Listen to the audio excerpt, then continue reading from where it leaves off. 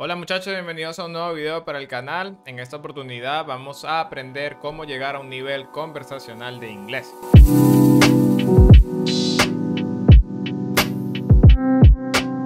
Bien, quiero empezar este video pidiéndote que por favor te suscribas, le des me gusta, comentes en el video, que realmente hace la diferencia para canales de YouTube pequeños como el nuestro. Te lo agradecería muchísimo. Ahora sí, el video de hoy está dividido en dos partes. La primera parte voy a hablar un poquito de mi experiencia con el inglés y la segunda parte es una entrevista que tuve con mi teacher actual de inglés llamada Mía Escobar. La razón por la que quiero empezar este video hablando de mi experiencia con el inglés es porque ahora mismo yo trabajo hablando en inglés para un cliente de Estados Unidos, pero este no siempre fue el caso. La verdad es que cuando yo era joven mi inglés daba mucho que desear. En el liceo recuerdo mi primer año, en séptimo año, sacaba notas entre 13, 14, 12 puntos de 20 en la materia de inglés.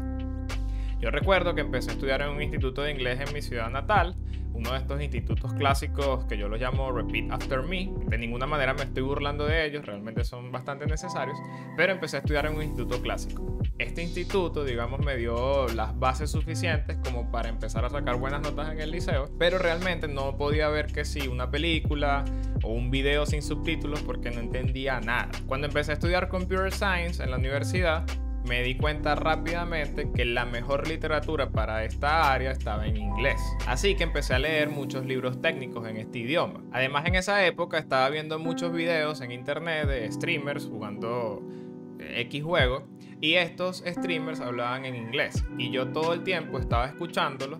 No me interesaba saber qué decían porque lo que hacía era verlos jugar, pero sí estaba todo el tiempo escuchando en inglés.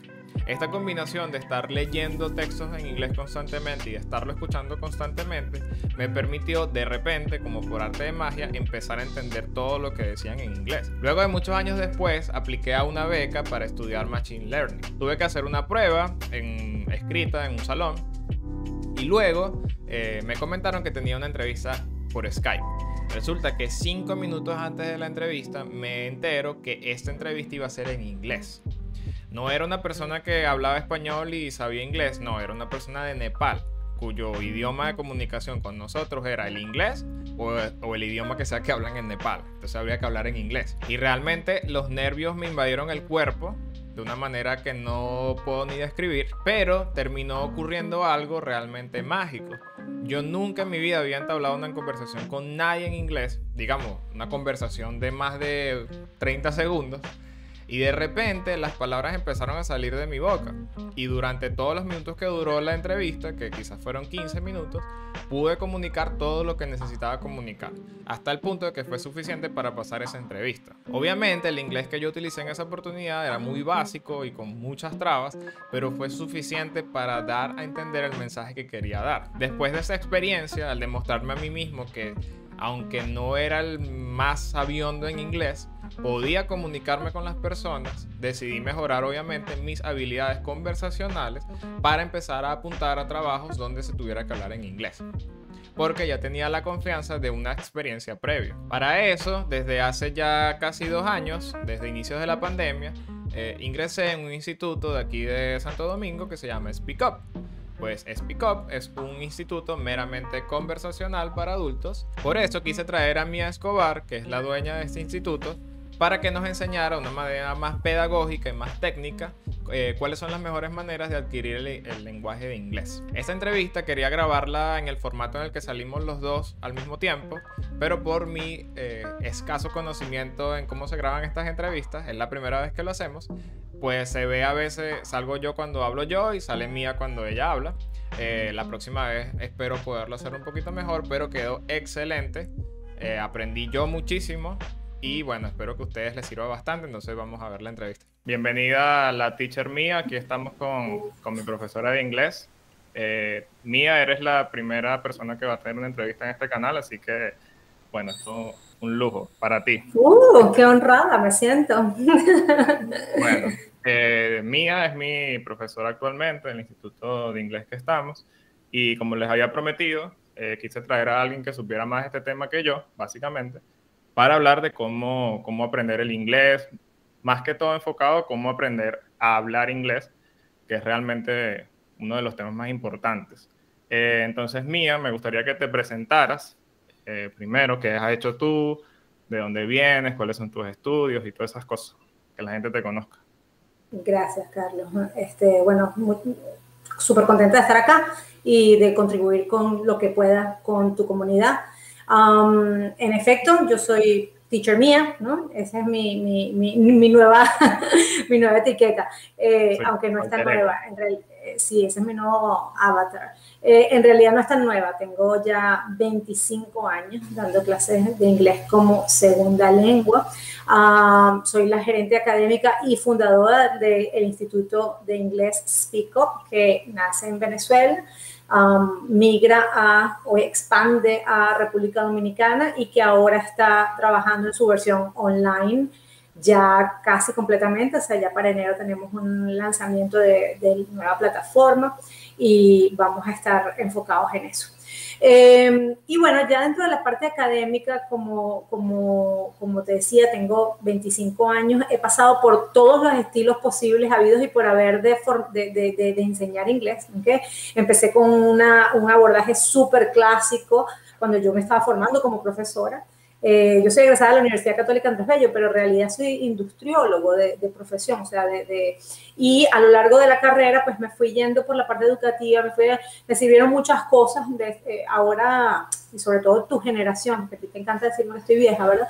Tu generación está más consciente de la importancia de los abordajes multidisciplinarios, ¿no? Entonces, si bien es cierto, no me dediqué a las relaciones industriales como tal, hubo muchísimas herramientas de la carrera que se van mezclando, todo se va mezclando, ¿no? Entonces, la parte de psicología, de sociología, la parte de estadística, la parte incluso de historia, ¿no?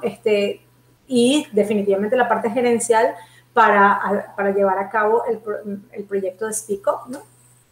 Y me he especializado después de, bueno, ya en la parte académica, metodológica, te decía, empecé con un abordaje súper clásico, que era gramática, ¿sabes? Lo que hacíamos en el colegio, en nuestros países, en Venezuela. El clásico repeat after me.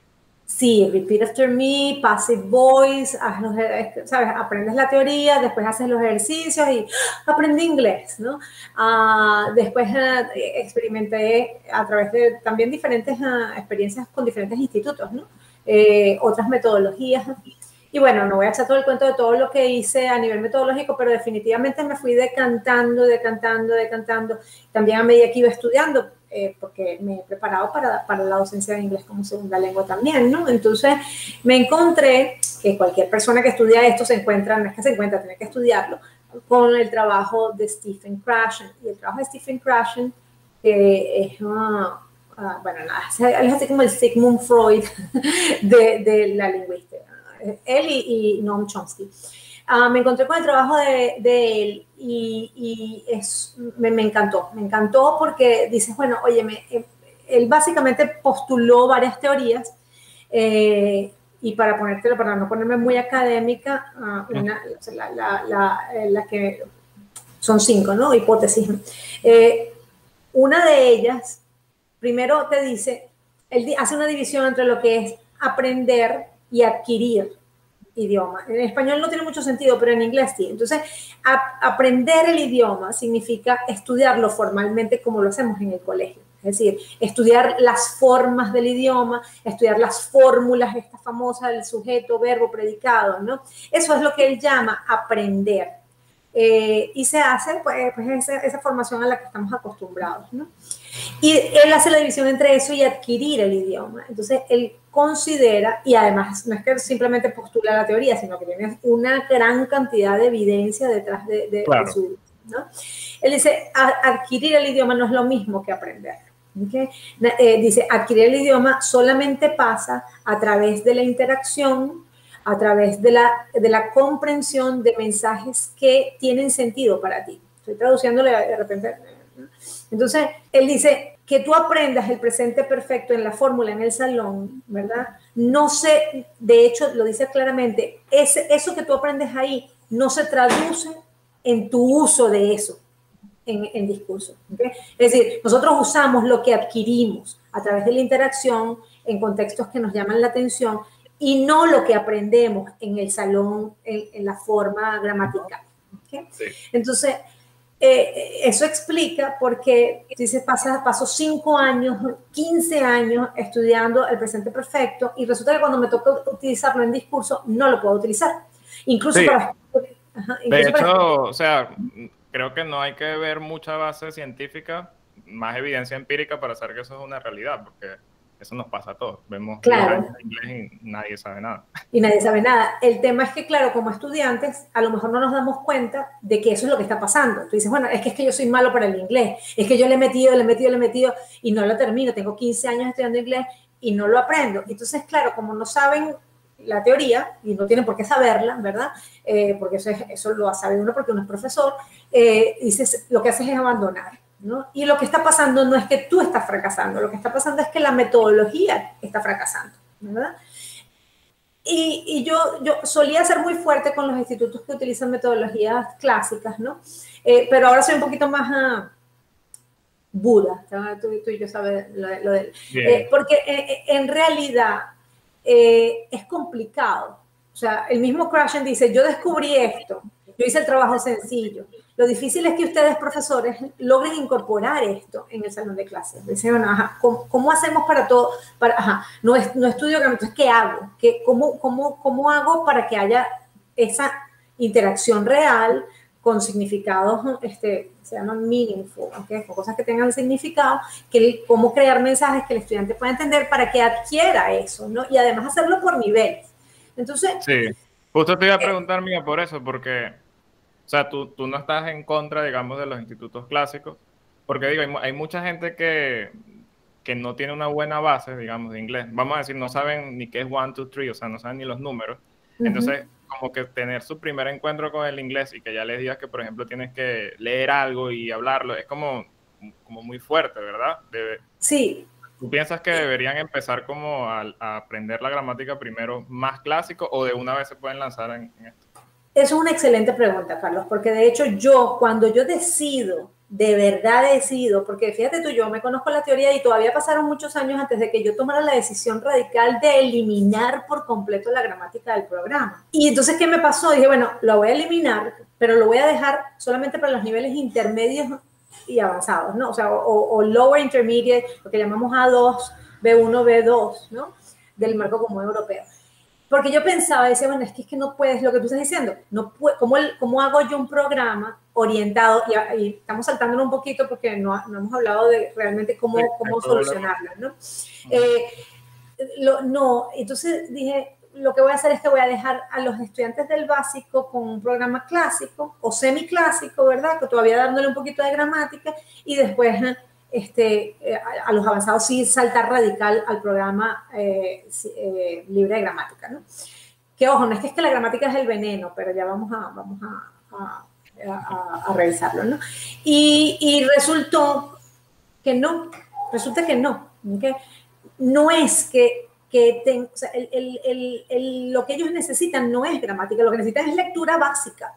Lectura básica. ¿Okay? Lo que necesitan. Y la otra cosa es, el otro punto es que es muy, muy, muy raro el estudiante que tú estás describiendo. ¿Okay? El estudiante que jamás, o sea, que no ha visto los números, que no ha visto los colores nunca en su vida. Eso es bastante poco probable.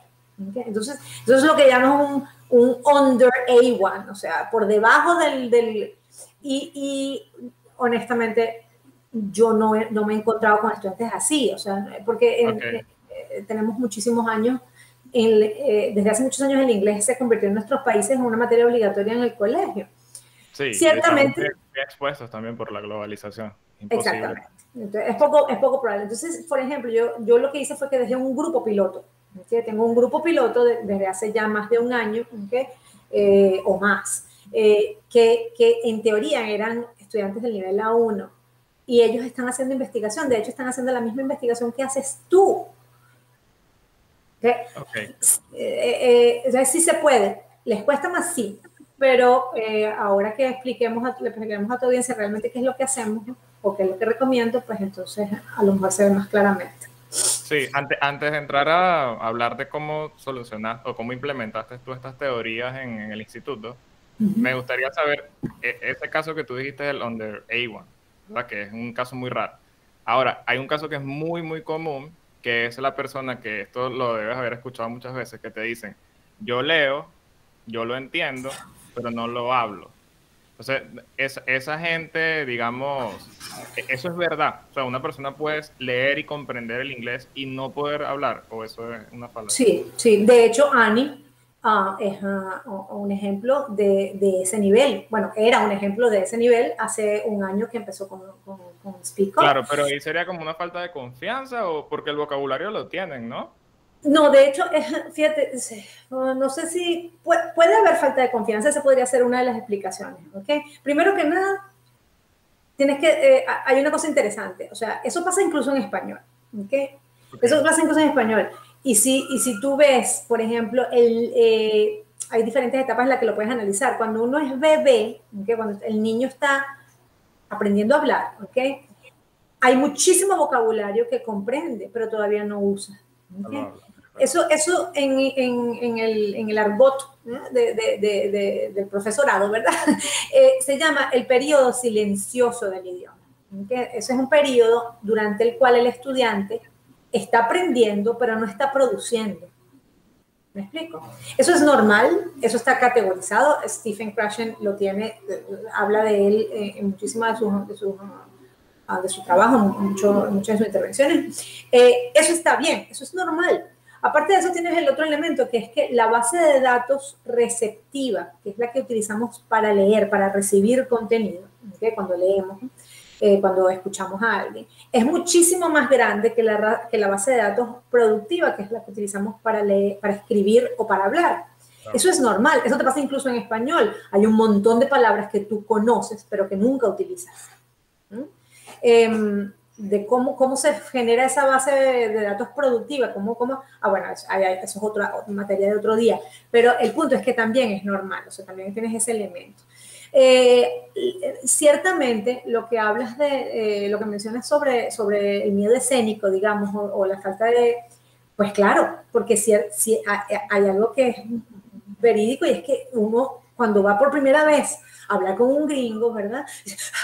Tienen como un ataque de pánico y dicen, Dios mío, bloqueo, no le entendí nada, y después dicen, a ver, pero si yo conozco todas esas palabras que él me dijo, ¿por qué no le entiendo? Sí, hay un miedo a equivocarnos, entonces empezamos a hacer yes, como el perrito, yes, no, todo lo que te dicen no entiendo nada, yes, eso es normal. Y se quita con la práctica. Uno de los grandes, de hecho, una vez más, punto publicitario, uno de los grandes logros de los cuales me siento orgullosa con el programa de nosotros, es que eso se elimina muy rápido. O sea, ustedes posiblemente no se den cuenta, y es así, pero muy, muy rápidamente se agarran confianza. Y son innumerables los casos de estudiantes que llegan y me dicen, teacher, hablé con un gringo y resulta que tuve una hora hablando con el gringo y no me dio miedo y ni me di cuenta. Buenísimo, porque se salta. Claro. ¿No? Sí, eso es definitivamente algo que se quita con la práctica.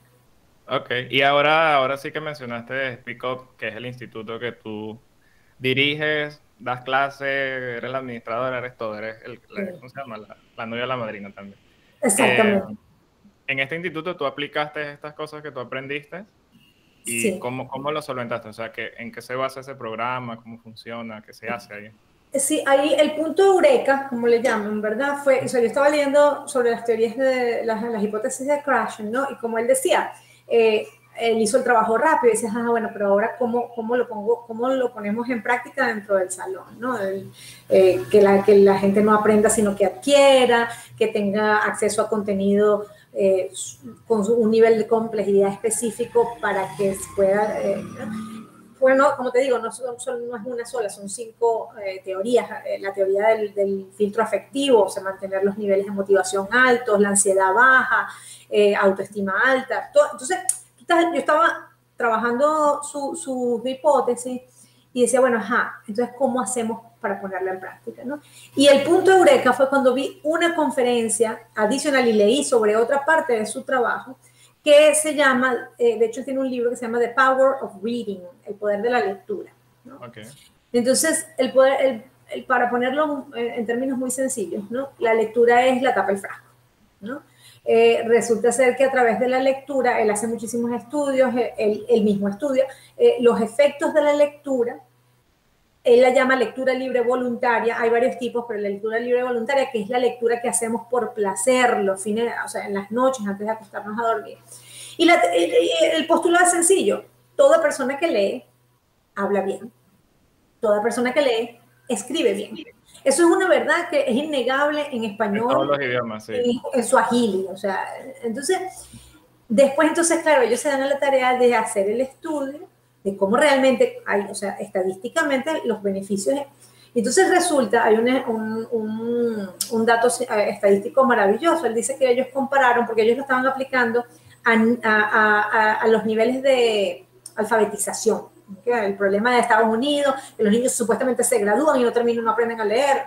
Esto que es una exageración, pero bueno. Entonces, en el estudio, ellos...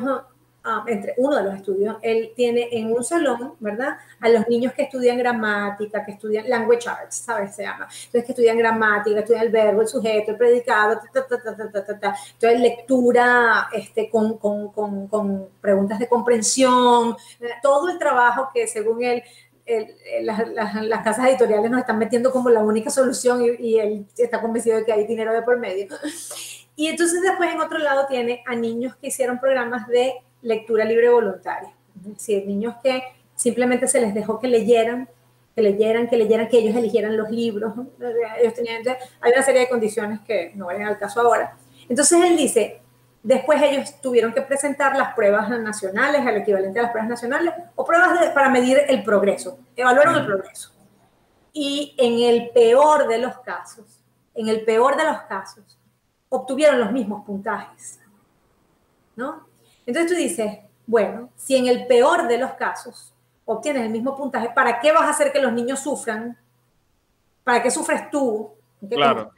Como profesor, ¿para qué sufre todo el mundo cuando tienes el mismo resultado con una experiencia completamente diferente? ¿Okay? Pero claro, ese es el peor. En el mejor, o sea, los resultados fueron abrumadoramente mejores. O sea, era una cosa del cielo a la tierra, como decimos, ¿no?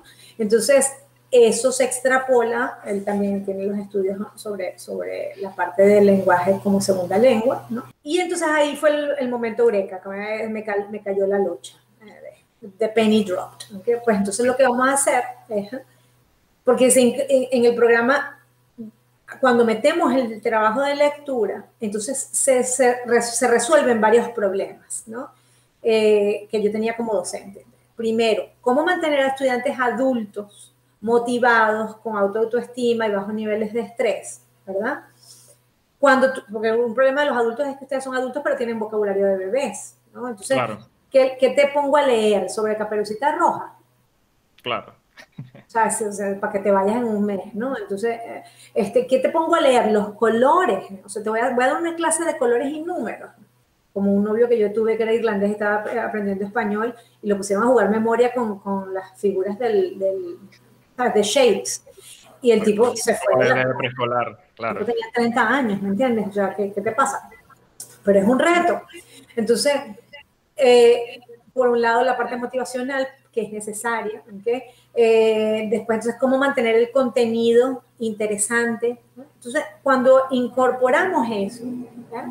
El estudiante resulta que tiene otro nivel de motivación, tiene acceso a ese contenido que corresponde a un nivel interesante, a algo que tiene sentido, que tiene conocimiento, y además que puede manejar, porque la dificultad la van estipulando ustedes mismos, ¿verdad? Por niveles, y además entonces lo mezclamos con oportunidades de producir, que es lo que estabas hablando antes. O sea, si la gente no tiene oportunidad de practicar, ¿cómo sale el miedo escénico? Entonces se da un proceso maravilloso que es transferencia de la base de datos receptiva a la base de datos productiva. O sea, lea y vamos a hablar de eso. Para ponerlo en dos, pero en dos palabras es vaya y lea y después vamos a conversar. ¿Okay? Pero todo eso que parece muy sencillito y dicen, bueno, es que eso tiene toda una base teórica que realmente, bueno, es que esta tipa me pone a leer y hablar. No, este tipo te pone a leer y a hablar porque aquí hay estudios científicos de esto. Entonces, los productos son realmente increíbles. O sea, Y realmente. con este método que tú hiciste, ¿has visto buenos resultados en general? De hecho, bueno, yo estoy convencida que yo voy a utilizar precisamente a Ani. Ojo, yo estoy utilizando este proceso, este método desde hace más tiempo. ¿Okay? Lo que pasa es que pandemia nos dio la oportunidad de grabarlo. ¿Ves? Antes la medición era física, ahora tenemos medición audiovisual. Entonces es muchísimo más obvio cuando tú ves a Ani hace un año y medio, ¿okay? Y cuando la ves ahora. Es notable, ¿okay? Notable. Por cierto, ella es mi novia, que creo que no lo había mencionado, y es la editora además de este canal. Creo que nunca lo había dicho, así que bueno, ya. Bueno, ya le tocaba, me parece. Sí. Sí.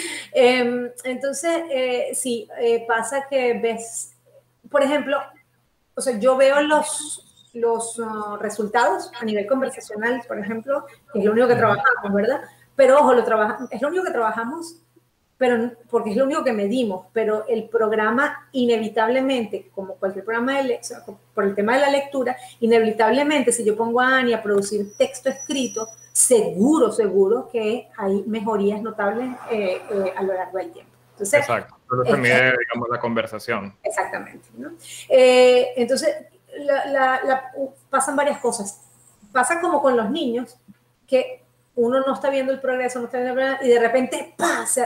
Es como que pasan un switch. Con Annie me pasó eso fue particularmente claro. Ella usaba frases utilizando nada más sustantivos, ¿sabes? No eran frases continuas, sino palabras separadas.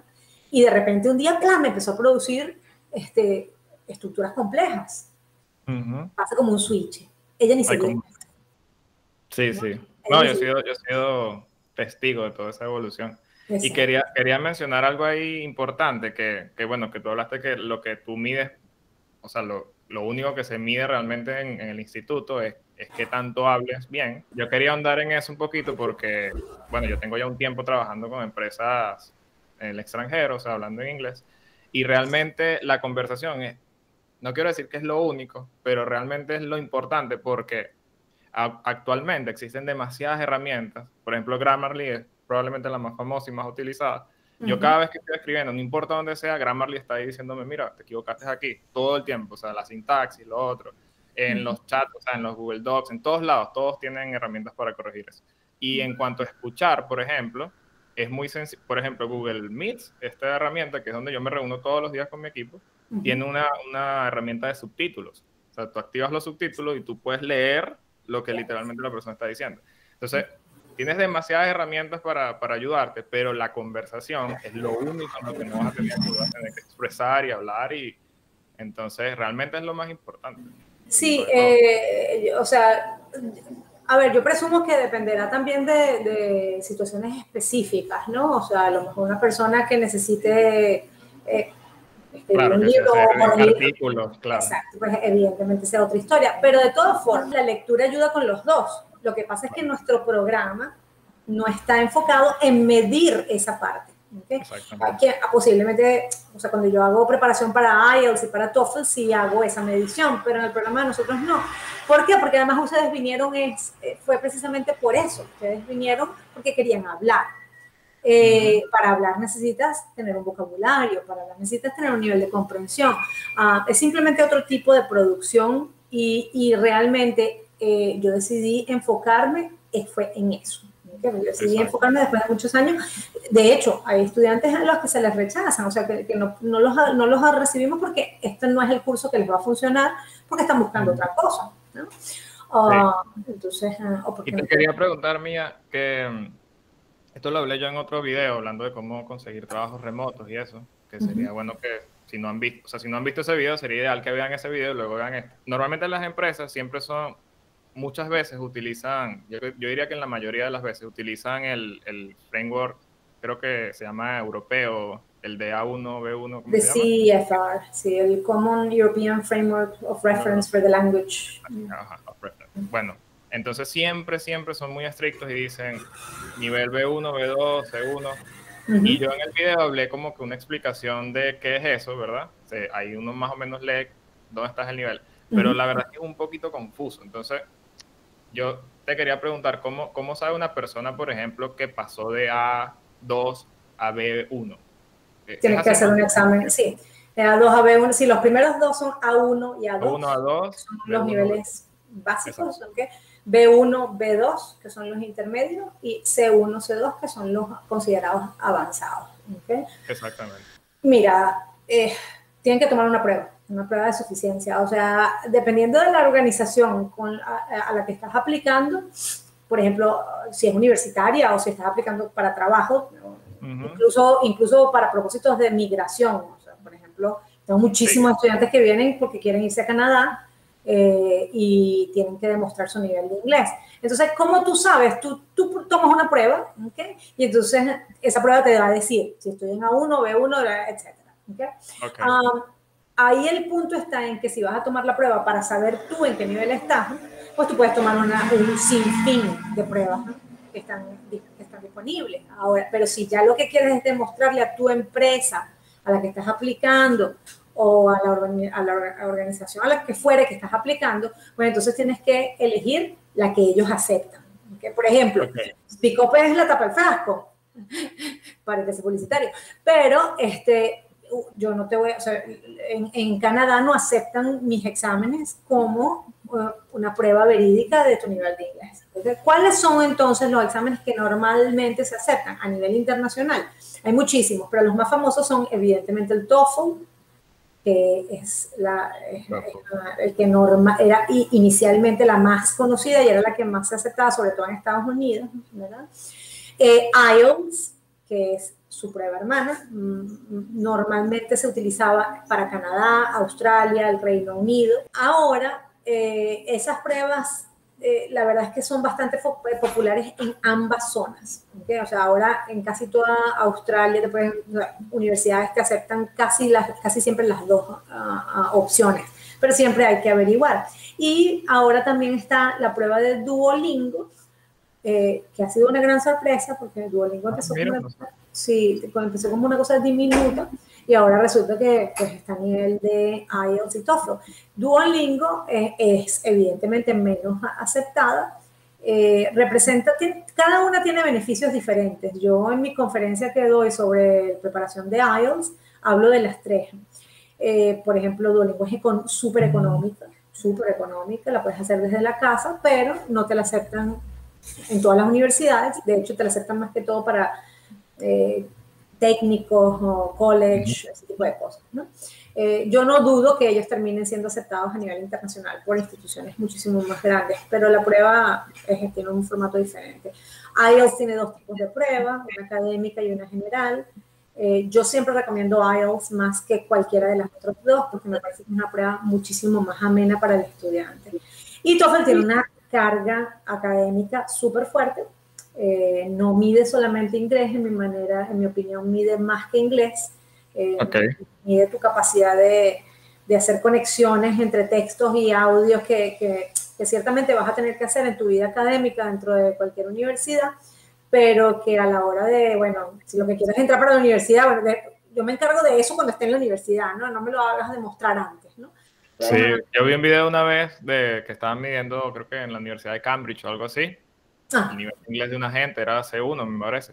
Y, y yo decía, ¿pero qué es esto? O sea, eso no es una prueba de inglés porque responder lo que ellos están respondiendo en español ya es difícil. O sea, porque Exacto. necesitas conocimiento, necesitas asociación. O sea, eran preguntas así que les mostraban una imagen y le decían, y decía, wow. Sí, exacto. Esa es la otra prueba, el otro set de pruebas que olvidé mencionar, que son los de Cambridge University, Cambridge Press, ¿no? Es el CAE, el KET, el PET. Ellos tienen una batería de exámenes de suficiencia dependiendo de tu edad y de tus necesidades, ¿no? Ciertamente, usted ha dado en el clavo. Mide más, esas pruebas y el TOEFL son un reto porque no solamente miden inglés.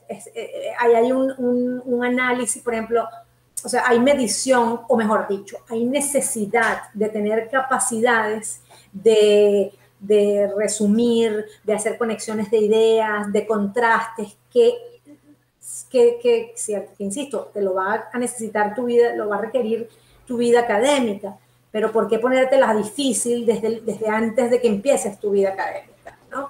Eso, entonces, por eso yo siempre recomiendo que hagan IELTS. Incluso el académico es muchísimo más manejable que el TOEFL. ¿Qué pasa ahora? Que para tus estudiantes, perdón, tu audiencia que a lo mejor esté pensando en emigrar, el problema es que con el tema de COVID, por ejemplo, aquí en República Dominicana, no hay disponibilidad de IELTS. Entonces los estudiantes de esta locación tienen que irse a Miami o a Panamá a presentarlo. Pero eso es una cosa temporal. Sí. Por suerte, para los que están escuchando y quizás no tengan ganas de mudarse al país, sino de conseguir un trabajo por internet, difícilmente una empresa te vaya a pedir uno de estos exámenes. Porque como no te tienes que mudar, no tienes que hacer ningún papeleo ni nada, ellos lo que van es a escucharte y van a decir, bueno, no sé quién tomará esa decisión. Ahora, si te quieres mudar y lo de la visa y todas esas cosas, pues sí. Es casi que en todos lados lo piden, ¿verdad? Cuando vas a un país que habla inglés, o sea, que el inglés es su idioma. Sí. O sea, por ejemplo, para entrar a cualquier universidad, te van a pedir suficiencia de inglés. Eso te van a pedir demostrar como estudiante internacional, te van a pedir demostrar que tienes el nivel mínimo. Dependiendo de la carrera, ese nivel puede ser más alto o menos alto. Por ejemplo, para Community College en los Estados Unidos te piden muy poquito. Algunos colleges incluso ni te lo piden, o sea, pues eso es como un nivel técnico, ¿no? Así como que, bueno, si tú no sabes inglés, ¿por qué viniste? Claro. Pero a nivel universitario como tal, sí, todo el mundo te pide eso. Tú tienes mucha razón, los empresarios, o sea, las compañías hacen su proceso. Si tú no puedes defenderte en una entrevista de trabajo, pues evidentemente no vas a pasar la posibilidad. Por ejemplo, nosotros tenemos un estudiante que creo que tú conociste, pero no lo voy a mencionar porque no quiero... Bueno, no. Ok. Pero él en este momento está entrevistando con Facebook. No, Google. Era Facebook. ¿No? Y también yo me mandó un mensaje dándome las gracias porque no hubiera podido lograrlo si no hubiera hecho el trabajo con nosotros. Esas fueron sus palabras textuales. Sí, porque la primera etapa de esa entrevista es que te llaman por teléfono y es una entrevista de, no sé, 40 minutos hablando inglés por teléfono. Que eso es una cosa que yo mencioné en el video pasado, que realmente no solo es el inglés en esos casos, en esas entrevistas, sino que también es el inglés técnico. Porque tú puedes ser muy bueno en inglés y de repente te preguntan algo súper técnico y vas a estar todo el tiempo tratando de traducir las palabras en tu mente porque nunca lo has leído en inglés. Es complicado también. Sí, yo presumo que en tu área eso es menos complicado, en el sentido de que presumo que en tu área ustedes están acostumbrados a leer literatura en inglés, mucha de la terminología fue creada en inglés, o sea, a ver, sí, pero hay mucho también que pasa que hay gente que, por ejemplo, el término key, se usa mucho como key, o sea, se dice key, pero hay mucha gente que simplemente le dice key, por ejemplo, toda su vida, lo ha leído así. Entonces, claro, cuando vas a una entrevista en inglés, si tú dices key, ellos no van a entender nada, no van a entender qué estás diciendo. Entonces, hay una etapa ahí más difícil. Pero fíjate tú, para eso, en mi opinión, es más fácil prepararse. ¿Okay? Si tú dices, bueno, yo tengo una entrevista, ¿verdad? Dentro de mi área, y me voy a plantear un tiempo de 3 meses para prepararme. Si tú tienes el inglés y lo que necesitas es corregir vocabulario y pronunciación, en este caso, que es lo que tú estás mencionando, pues eso es más fácil de manejar a que me digas, como una vez me dijo una chama, yo no hablo inglés y tengo una entrevista para un máster en la semana, dentro de un mes. Y yo, bueno, guapa, ¿qué hacemos? ¿No? De hecho, ese es un caso de éxito porque ella creía que no tenía el inglés y resultó que sí lo tenía, lo que era que estaba súper oxidada, como tú dices, porque no hablaba. Y ese es uno de mis ¿sabes? Porque ella estaba, pobrecita, ella estaba en Margarita, en Venezuela, ella era ingeniero petrolero, o sea, era una cosa súper especializada y estaba trabajando en Century 21, o sea, vendiendo casas porque no había área de trabajo. Y se preparó conmigo durante 3 meses para esa entrevista de trabajo que era una entrevista para entrar en una empresa donde le iban a entrenar. O sea, el trabajo que ella iba a obtener era un año de entrenamiento pagado. Un trabajo soñado. ¿Sabes? O sea, era así como, wow. Y la chama me llamó de allá, así que, teacher, me dieron el trabajo. Yo lloré, o sea, fue lo máximo. Sí, sí.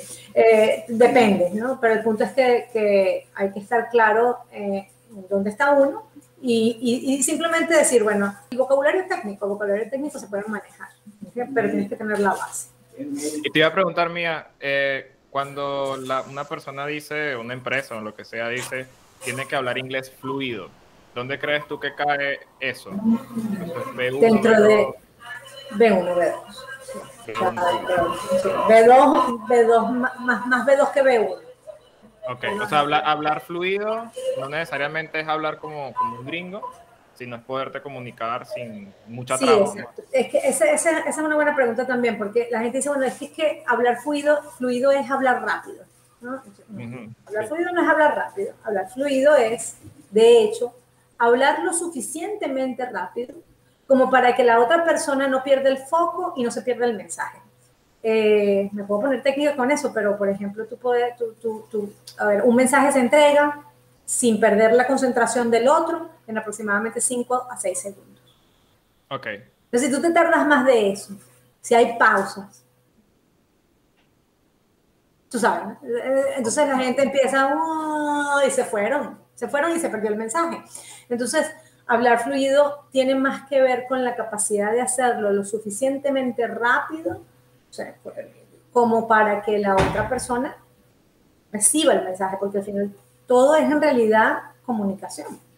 Y el tema del acento, que yo sé que tú no te preocupas mucho por el tema de quitar los acentos. ¿Cómo ves tú eso? O sea, tú puedes tener tu acento latino y comunicarte bien. Es que no solamente que puedes, es que es inevitable que tengas el acento latino. Claro. Entonces, es así como que, bueno, si me voy a morir, ¿para qué me preocupo? Sí, la gente no debería preocuparse por eso. No, una vez más, el enfoque es en el mensaje. Si tu pronunciación representa un problema para que el otro reciba mensaje, ahí sí hay que hacer un trabajo. Ahí sí hay que hacer un trabajo y de hecho ninguno de ustedes dentro de tu curso, es más, dentro de los últimos 2 años, yo no he tenido que utilizar esta herramienta, que es un software que nosotros manejamos para la corrección del acento latino. ¿Okay? Entonces, nada más la utilizo para estudiantes cuya pronunciación real, a ver, y te digo, tenía a un muchacho de El Salvador que, oye, era brillante, pero qué difícil, le costaba muchísimo, entonces yo le puse el software.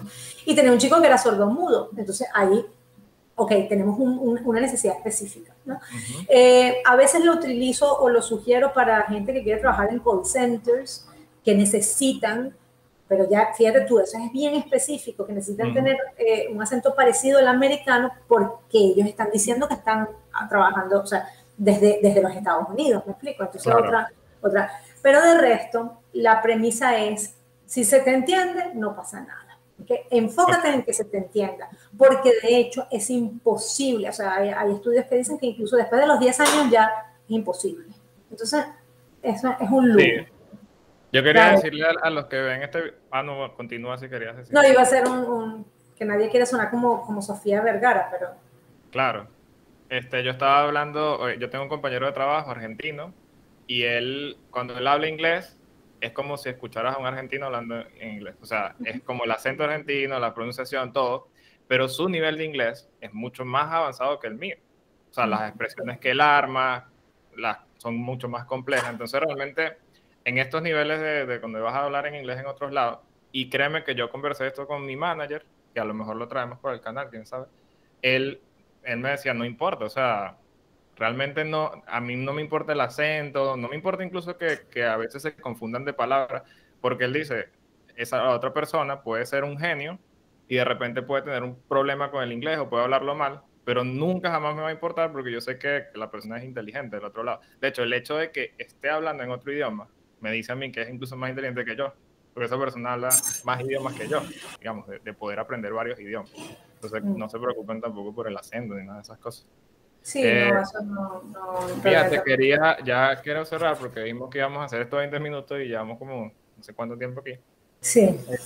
Quería cerrar preguntándote cómo la gente que está viendo este video se podría quizás unir al instituto que tú llevas, Speak Up, si les interesa. El instituto está en Dominicana, pero la gente de Ya afuera... no, sí, exacto, ya la Es un sede no instituto importa. global.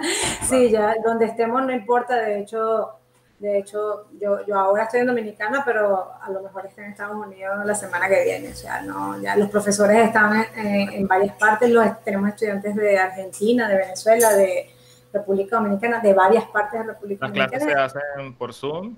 Se hacen por Zoom, lo único que hace falta es una buena conexión a internet y una computadora y ya, o sea, es más, hay gente que toma sus clases por el teléfono, así que Okay. a nivel de requerimientos... ¿Y cuál sería la mejor manera de contactarlos? Pues a través de redes sociales, supongo. Nosotros tenemos la Instagram, que es @speakuprd. Eso lo dejamos en la descripción. Lo puedes poner en la descripción, exacto. Y también por correo electrónico, se pueden comunicar a info@speakup.com.do. Y en la página web también hay un chat, entonces ahí pueden contactarnos, dejar datos, www.speakup.com.do, y ahí también pueden solicitar información. Y si una persona que está viendo esto quiere meterse en Speak Up y le va a echar ganas bastante, ¿cómo en cuánto tiempo dirías tú que su inglés podría mejorar? Esa es la pregunta de las 50.000 lochas, fíjate. Suponte que la persona va a leer y leer muchísimo y le va a poner muchas ganas y mucho empeño. ¿Y empieza en qué nivel? Porque ese es el punto también. Sí, digamos que si está como que digamos que tiene una base de inglés. El clásico, mira, leo y escribo, pero no hablo. Mira, lo que nadie quiere escuchar, evidentemente depende, ¿ok? Claro. Pero lo que dicen los estudiantes es que ven mejoría desde el primer mes. Ok. Eso es lo que dicen. Lo que yo recomiendo, que hagas por lo menos 3 meses, ¿ok? Lo que considero óptimo, 6 meses por lo menos. ¿Okay? O sea, estamos hablando porque al final los estudiantes tienen necesidades como adultos, ¿no?, que varían muchísimo, ¿no? Entonces, yo prefiero que sean honestos con sus metas, ¿okay? Entonces, estamos hablando de entre 3 a 6 meses que deberías estar trabajando y seguro, seguro, haciendo el trabajo vas a ver resultados, ¿okay? Lo que pasa y lo que hemos observado es que además la gente se queda muchísimo más tiempo. Pero se queda muchísimo más tiempo porque les gusta. Claro. Bueno, como yo estoy ahí. Exacto. Por ejemplo, tú hablas inglés, ¿me entiendes? O sea, tú estás manejándote en inglés, tú trabajas en inglés, tienes reuniones en inglés. ¿Por qué sigues en el curso? Presumo que es porque te gusta, ¿no? Claro, porque me gusta y porque me mantengo ahí. Sigues practicando, sigues incrementando, porque como les digo yo siempre, hablar no es como unidades, uno no aprende a hablar por unidades. Entonces, en realidad es como más por horas de vuelo. Mientras más horas de vuelo tienes, mejor. Algunas me dicen, bueno, después yo no quiero estar toda la vida, yo no quiero estar como Carlos, está bien, no tienes que estarlo, pero sí debes seguir practicando, porque sí se oxida, sí se pierde. Después de que dejas de hablar, se pierde. Sí, señor. No es como manejar bicicleta. No, it's not. Sí se pierde. Entonces, ahí yo tenía estudiantes que se quedaban, lo que hacían es que reducían. Que decían, bueno, yo no voy a hacerlo 2 veces a la semana o 3 veces a la semana, lo voy a hacer una sola hora a la semana para continuar practicando y no perder. Perfecto. Bueno, Mía, no te voy a quitar más tiempo. Un placer. Quiero dar las gracias por esta charla, que aunque tú muchas de estas cosas me las has comentado, hay varias cosas que no había escuchado nunca y que aprendí aquí también. Entonces, yo estoy aprendiendo igual que el que está viendo este video. Me contenta full. La idea es siempre que quieras. Bueno, nos vemos entonces. Vale, a la orden. Un placer, Carlos. Feliz día. Bye. Bueno, esto fue todo por el video de hoy. Espero que hayan aprendido muchísimo. Si están interesados, escriban al correo de Speak Up, a la página que vamos a dejar en la descripción. Si no, sigan los consejos que dio Mía, mucha lectura. Van a ver que eventualmente en algún momento van a llegar a tener el nivel necesario para aplicar a los trabajos internacionales. Sin más nada que decir, me despido aquí y nos vemos en un próximo video.